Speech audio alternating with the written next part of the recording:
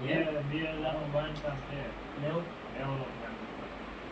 એમાં ગાયનું ભાડું ફિક્સ ન હોય. કુલ સંખ્યા આવે ને, ધારો કે કોકને 6 પડીને આવ્યા હોય ને, આના 50 ગણી રકમ મળે. 6 50 30 500 રૂપિયા એ રીતે. એમાં હાટું કોણ લે તો મૂકી જો બાજુ લાવ તો 5-10,000 વાળું હોય તો ઈ કે એવું ભાડું ન મળે.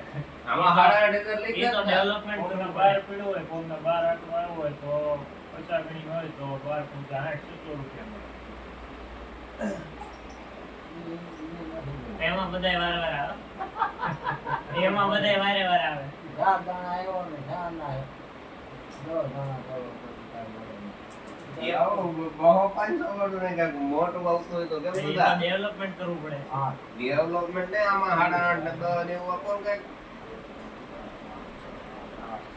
શું એવું બધું પાછું 8 વેચાણ મેરો દંડ